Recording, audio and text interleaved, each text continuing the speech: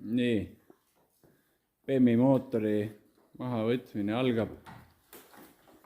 Proovime teha timelapsi, aga ei tea, kas kuradi saame. Ei oska eriti statiivile panna, ei ole vahendeid. Ühesõnaga, töö käib juba, mehaanik Rainer on juba kohal. Juba võtmed klõbisevad. Ja let's go! Ma räägin, ma teen siin lollusi rohkem, kui see asi väärt. Nii. Kohale tuli onu Raivo, tühendas ära meie gaasid. Need kuradi... Need.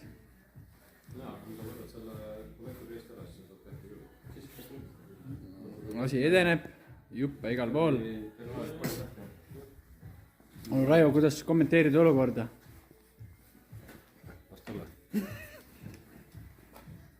Olukord on sikkega. See on meie tuleviku väärtis.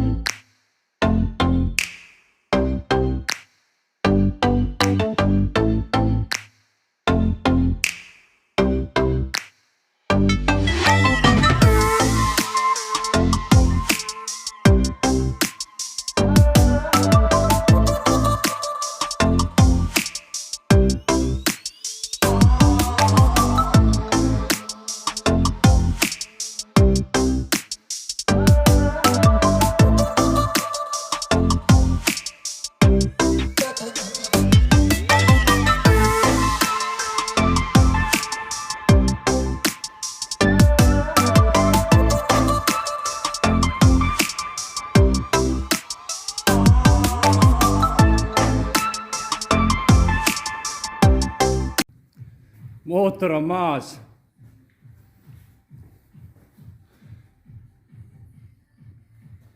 Et kuradi